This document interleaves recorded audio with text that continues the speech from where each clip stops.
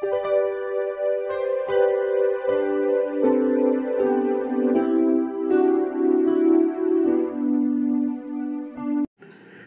Students, প্রথমেই UK educational টিপসের পক্ষ থেকে তোমাদের সকলকে স্বাগত জানাই। কল্যাণী ইউনিভার্সিটির সেকেন্ড সেমিস্টারের বাংলা এসএসসি সাজেশন হিসাবে বেশ কয়েকটি প্রশ্নোত্তর আজকের ভিডিওতে আলোচনা করা হয়েছে। প্রতিবেদন, বিজ্ঞাপন নির্মাণ, অনুবাদ ও আইপিএ থেকে 2, 5 এবং 10 নম্বর মানের যে প্রশ্নোত্তরগুলো দেওয়া হয়েছে প্রত্যেকটাই ভেরি ইম্পর্টেন্ট। সুতরাং স্টুডেন্টস, তোমরা ভিডিওটির শুরু থেকে শেষ পর্যন্ত প্রত্যেকটা প্রশ্নোত্তর গুরুত্ব সহকারে লক্ষ্য করো এবং তৈরি করে নাও। প্রথমেই সংক্ষিপ্ত প্রশ্নোত্তর। প্রতিবেদন কাকে বলে? সংবাদপত্রে প্রকাশিত যে কোনো সংবাদ মাধ্যমে প্রকাশ করার জন্য কোনো ঘটনা বা বিষয়বস্তুকে যখন ভাষ্যরূপ দেওয়া হয় যাতে বিভিন্ন তথ্য বা তত্ত্বকে পরিবেশন করা হয় তাকে প্রতিবেদন বলে। নেক্সট প্রশ্ন, কোনো প্রতিবেদন রচনার সময়ে একজন সাংবাদিককে কোন কোন দিকে লক্ষ্য রাখতে হবে? প্রতিবেদন রচনার সময় সাংবাদিককে প্রথমেই দৃষ্টি রাখতে হবে যেন প্রতিবেদনটি সত্য এবং বাস্তব সম্পন্ন হয়, আর প্রতিবেদনটি সর্বজনের বোধগম্য, সরল এবং সংক্ষিপ্ত হবে। নেক্সট প্রশ্ন, বিজ্ঞাপনের উদ্দেশ্য লেখো। বিজ্ঞাপনের উদ্দেশ্য হলো গ্রাহকদের তাদের পণ্য সম্পর্কে অবহিত করা, গ্রাহকদের বোঝানো কোন সংস্থার পরিষেবা বা পণ্যগুলি সর্বোত্তম, সংস্থার ভাবমূর্তি উন্নত করা, পণ্য বা পরিষেবাগুলির জন্য একটি প্রয়োজনীয়তা নির্দেশ করা। নেক্সট 4 নম্বর, অনলাইন বিজ্ঞাপন কাকে বলে? বিজ্ঞাপন অনলাইন মাধ্যমের সাহায্যে প্রকাশ করা হলে তাকে অনলাইন বিজ্ঞাপন বলে। ভেরি ইম্পর্টেন্ট প্রশ্ন। এবার বিজ্ঞাপন ও প্রচারের মধ্যে পার্থক্য কী? এখানে দেখো, বিজ্ঞাপন সাধারণত বাণিজ্যিক উদ্দেশ্যেই দেওয়া হয়। এর লক্ষ্য হলো বিক্রয় বৃদ্ধি করে অধিক মুনাফা অর্জন নিশ্চিত করা। অপরপক্ষে প্রচারের উদ্দেশ্য হলো প্রতিষ্ঠান সম্পর্কে বা কোনো পণ্য বা পরিষেবা সম্পর্কে ক্রেতা সাধারণের মধ্যে ইতিবাচক মনোভাব গড়ে তোলা। নেক্সট প্রশ্ন, বিজ্ঞাপনের ভাষা কেমন হওয়া উচিত?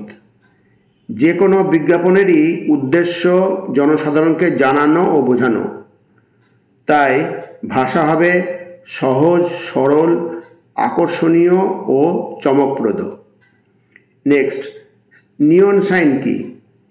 নিয়ন সাইন হলো বিজ্ঞাপনের নতুন, উজ্জ্বল ও সবচেয়ে উদ্ভাবনী রূপ। এগুলি কেবল টেকসই এবং সাশ্রয়ী মূল্যের হয়, তবে এগুলি যে কোনো ধরনের পটভূমিতে ভালো দেখায়। ভেরি ইম্পর্টেন্ট প্রশ্ন।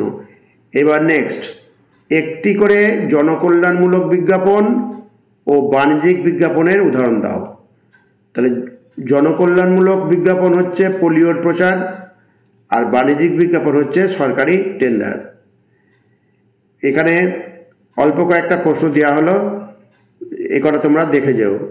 নেক্সট হচ্ছে, অনুবাদ কয় প্রকার ও কী কী? অনুবাদ 2 প্রকার, আক্ষরিক অনুবাদ ও ভাবানুবাদ। নেক্সট, আন্তর্জাতিক ধ্বনিমূলক বর্ণমালা রূপান্তরের ক্ষেত্রে কোন দিকে গুরুত্ব দেওয়া হয়? এটি কী ধরনের বর্ণমালা? আন্তর্জাতিক ধ্বনিমূলক বর্ণমালা রূপান্তরের ক্ষেত্রে উচ্চারণের দিকে গুরুত্ব দেওয়া হয়। আর এটি কী ধরনের বর্ণমালা? এটি একটি কৃত্রিম বর্ণমালা। অল্প কয়েকটাই প্রশ্ন দেওয়া হলো, বেশি দিলে ভিডিওটা বড় হয়ে যাবে, দেওয়া গেল না। এইবার 5 এবং 10 নম্বর মানের প্রশ্নাবলী। প্রথমে পর্ব 1-এর প্রতিবেদন থেকে 5 নম্বরের প্রশ্নাবলী কয়েকটা দেওয়া হয়েছে, এগুলো খুব ভালো করে তৈরি করে যাবে, করাই আছে, দেখে যাবে। প্রতিবেদন রচনা বলতে কী বোঝো? এর বৈশিষ্ট্যগুলি সংক্ষেপে আলোচনা করো। 2 নম্বর প্রশ্ন হচ্ছে, প্রতিবেদন লেখার সময় কোন কোন বিষয়গুলির প্রতি দৃষ্টি রাখতে হবে? একটি আদর্শ প্রতিবেদনের কাঠামো সংক্ষেপে আলোচনা করো। ভেরি ইম্পর্টেন্ট প্রশ্ন। প্রতিবেদন লেখার সময় কোন কোন বিষয়গুলির প্রতি দৃষ্টি রাখতে হবে, খুব ভালো করে এটা দেখে যাবে। নেক্সট হচ্ছে, প্রতিবেদন লেখার প্রধান উদ্দেশ্যগুলি কী কী? সংবাদপত্র ও দাপ্তরিক প্রতিবেদনের মধ্যে মূল পার্থক্যগুলো কী কী? নেক্সট, প্রতিবেদন রচনার ক্ষেত্রে প্রতিবেদকের ভূমিকা কতটা গুরুত্বপূর্ণ তা উদাহরণ সহ ব্যাখ্যা করো। ভেরি ভেরি ইম্পর্টেন্ট প্রশ্ন। এবার 10 নম্বরের কয়েকটা প্রশ্নাবলী দিয়েছি। একটি ভালো প্রতিবেদন রচনার নিয়মাবলী আলোচনা করো। বিভিন্ন প্রকার প্রতিবেদনের বিবরণ দাও। 2 নম্বর হচ্ছে প্রতিবেদন রচনার উদ্দেশ্য ও বৈশিষ্ট্য আলোচনা করো। এখানে খেয়াল রাখবে এটা 10 নম্বর মানের প্রশ্ন। আর প্রতিবেদন রচনার উদ্দেশ্য বলে একটা আলাদা প্রশ্ন হতে পারে 5 নম্বরের, বৈশিষ্ট্য আলোচনা করে আলাদা 5 নম্বর প্রশ্ন হতে পারে। সংবাদপত্র ও বিদ্যালয় পত্রিকার প্রতিবেদনের মধ্যে পার্থক্য আলোচনা করো। নেক্সট, মহাবিদ্যালয়ের বার্ষিক ক্রীড়া প্রতিযোগিতা নিয়ে একটি সংবাদপত্র প্রতিবেদন রচনা করো। এইবার 4 নম্বর প্রশ্ন হচ্ছে তোমার এলাকায় ডেঙ্গু প্রতিরোধ সচেতনতা বৃদ্ধির জন্য একটি প্রতিবেদন রচনা করো। এখানে দুটো দেওয়া হয়েছে, এই দুটো করা থাকলে পরে তোমরা অন্য যাই দিক তোমরা লিখে আসতে পারবে। সাম্প্রতিককালে ঘটে যাওয়া কোনো সড়ক দুর্ঘটনা নিয়ে সংবাদপত্রে প্রকাশযোগ্য একটি পূর্ণাঙ্গ প্রতিবেদন রচনা করো। এই দুটো করা থাকলে তোমরা একটা আইডিয়া পেয়ে যাবে এবং লিখে আসতে পারবে। এবার পর্ব 2, বিজ্ঞাপন নির্মাণ। বিজ্ঞাপন নির্মাণের 5 নম্বরের প্রশ্নাবলী। প্রথম প্রশ্ন হচ্ছে বিজ্ঞাপন কাকে বলে? একটি আদর্শ বিজ্ঞাপনের প্রধান বৈশিষ্ট্যগুলি আলোচনা করো। ভেরি ভেরি ইম্পর্টেন্ট প্রশ্ন। নেক্সট, পণ্যের প্রচারের জন্য বিজ্ঞাপন অপরিহার্য কেন তার সংক্ষেপে ব্যাখ্যা করো। 3 নম্বর হচ্ছে বিজ্ঞাপনের বিভিন্ন মাধ্যম যেমন প্রিন্ট, ডিজিটাল, ইলেকট্রনিক এগুলি সম্পর্কে সংক্ষিপ্ত আলোচনা করো। বিজ্ঞাপন থেকে বেশ কয়েকটা প্রশ্ন একটু বেশি করে রাখবে, এটা খুব ইম্পর্টেন্ট একটা টপিক। এবার 4 নম্বর হচ্ছে বিজ্ঞাপন ও প্রচারের মধ্যে পার্থক্য লেখো। নেক্সট, জনসমাজে বিজ্ঞাপনের সুফল ও কুফল সম্পর্কে আলোচনা করো। অথবা এভাবেও আসতে পারে বর্তমান সমাজ জীবনে বিজ্ঞাপনের গুরুত্ব আলোচনা করো। এটা ভেরি ভেরি ইম্পর্টেন্ট প্রশ্ন। নেক্সট, ডিজিটাল বিজ্ঞাপনের ভাষা কেমন হওয়া প্রয়োজন সংক্ষেপে আলোচনা করো। অথবা অনলাইন বিজ্ঞাপন ও প্রিন্ট মিডিয়া বিজ্ঞাপনের ভাষা কেমন হবে আলোচনা করো। যে কোনোভাবে আসতে পারে, এটা খুব ভালো করে তোমরা তৈরি করবে। এবার 10 নম্বর মানের প্রশ্নাবলী। বিজ্ঞাপনের উদ্দেশ্য বৈশিষ্ট্য আলোচনা করো। এখানেও তোমরা খেয়াল রাখবে বিজ্ঞাপনের উদ্দেশ্য বলে আলাদা একটা প্রশ্ন 5 নম্বর হতে পারে, বিজ্ঞাপনের বৈশিষ্ট্য বলে আর একটা প্রশ্ন হতে পারে। সংবাদপত্র ও দেওয়াল বিজ্ঞাপনের মধ্যে পার্থক্য লেখো। নেক্সট হচ্ছে একটি সফল বিজ্ঞাপন তৈরির ধাপগুলি বিস্তারিত আলোচনা করো। বিজ্ঞাপনের লক্ষ্য, দর্শক এবং বার্তার গুরুত্ব বিশ্লেষণ করো। পরবর্তী প্রশ্ন হচ্ছে বিজ্ঞাপনের নৈতিকতা বলতে কি বোঝায়?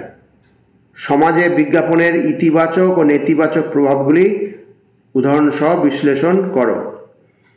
আর 4 নম্বর হচ্ছে ডিজিটাল মার্কেটিং যুগে সামাজিক মাধ্যম অর্থাৎ সোশ্যাল মিডিয়া বিজ্ঞাপনের গুরুত্ব ও কার্যকারিতা আলোচনা করো। এগারোটা প্রশ্ন খুব ভালো করে তোমরা দেখে যাবে। এবার পর্ব 3, অনুবাদ। অনুবাদ থেকে 5 নম্বর প্রশ্নাবলী। অনুবাদ বলতে কি বোঝো, এর উদ্দেশ্য ও বৈশিষ্ট্যগুলি আলোচনা করো। খুব ভালো করে এটা করবে, ভেরি ভেরি ইম্পর্টেন্ট প্রশ্ন। আক্ষরিক অনুবাদ ও ভাবানুবাদের মধ্যে মূল পার্থক্য কী উদাহরণসহ ব্যাখ্যা করো। এটা একটা ভেরি ভেরি ইম্পর্টেন্ট প্রশ্ন। আর 3 নম্বর প্রশ্ন হচ্ছে অনুবাদে ভাষাবিজ্ঞান ও সাংস্কৃতিক জ্ঞানের গুরুত্ব সংক্ষেপে আলোচনা করো। এটাও একটা ইম্পর্টেন্ট প্রশ্ন 5 নম্বর মানের। এবার 10 নম্বর মানের প্রশ্নাবলী হচ্ছে অনুবাদের প্রকারভেদ আলোচনা করো এবং এর বৈশিষ্ট্য ব্যাখ্যা করো। 2 নম্বর হচ্ছে অনুবাদে যেসব সমস্যা যেমন ভাষাগত, সাংস্কৃতিক, শৈলীগত এই সমস্ত সমস্যা দেখা যায় তা উদাহরণসহ ব্যাখ্যা করো। আর একটা করবে এখানে একটি সার্থক অনুবাদের ধাপগুলি আলোচনা করো। উৎস ভাষা ও লক্ষ্য ভাষার প্রতি একজন অনুবাদকের কি কি দায়িত্ব থাকে তা বিশ্লেষণ করো। নেক্সট আর একটা এখানে দেখো অনুবাদকের ভূমিকা শুধু একটি ভাষার বক্তব্যকে অন্য ভাষায় রূপান্তর করা নয়, বরং দুটি সংস্কৃতির মধ্যে সেতুবন্ধন রচনা করা। এই উক্তিটি উদাহরণসহ বিশ্লেষণ করো। এবার তোমাদের লাস্ট পর্ব হচ্ছে পর্ব 4, IPA, ইন্টারন্যাশনাল ফোনেটিক অ্যালফাবেট। এখানে 5 নম্বর মানের যে প্রশ্নটা দিয়েছি দেখো, আইপিএ অর্থাৎ ইন্টারন্যাশনাল ফোনেটিক অ্যালফাবেট বলতে কি বোঝায়? বাংলা ধ্বনিগুলির উচ্চারণে এর গুরুত্ব ব্যাখ্যা করো। 2 নম্বর হচ্ছে আইপিএর প্রয়োজনীয়তা সংক্ষেপে উল্লেখ করো। এগুলো 5 নম্বর মানের হিসাবে খুবই ইম্পর্ট্যান্ট। স্বরধ্বনি ও ব্যঞ্জনধ্বনির লিপ্যান্তরণে আইপিএর ভূমিকা আলোচনা করো। অথবা স্বরধ্বনি ও ব্যঞ্জনধ্বনির মধ্যে মূল পার্থক্য কী? আইপিএ চার্ট ব্যবহার করে উদাহরণ দাও। 4 নম্বর হচ্ছে একটি শব্দের ধ্বনিগত প্রতিবর্ণীকরণে আইপিএর ব্যবহার পদ্ধতি সংক্ষেপে আলোচনা করো। এইবার 10 নম্বর মানের প্রশ্নাবলী দেখো। এখানে দেখো, প্রথম প্রশ্ন হচ্ছে আইপিএর উদ্দেশ্য, বৈশিষ্ট্য ও প্রয়োজনীয়তা আলোচনা করো। খুব ভালো করে এটা রেডি করবে। আইপিএর সাহায্যে বাংলা অথবা ইংরেজি ভাষার উচ্চারণ ও বানানের পার্থক্য নিরসনের ভূমিকা ব্যাখ্যা করো। আর 3 নম্বর হচ্ছে আইপিএতে স্বরধ্বনি ও ব্যঞ্জনধ্বনির প্রতীকগুলির শ্রেণীবিন্যাস ও ব্যবহার উদাহরণসহ আলোচনা করো। তাহলে স্টুডেন্টস, যে প্রশ্নগুলো দেওয়া হলো প্রত্যেকটাই খুবই ভালো প্রশ্ন। এগুলো তোমরা দেখে যাবে, তাহলে তোমরা উত্তর করে আসতে পারবে। যাই হোক স্টুডেন্টস, ভিডিওটা যদি ভালো লাগে অবশ্যই সাবস্ক্রাইব করো, এর সাথে একটা লাইক দিও এবং তোমার ফ্রেন্ডসদের মধ্যে ভিডিওটি শেয়ার করো। তাহলে স্টুডেন্টস, আজকে এখানেই শেষ করি। তোমরা সকলে ভালো থেকো, সুস্থ থেকো, সুস্থভাবে পরীক্ষা দিও। Thank you very much.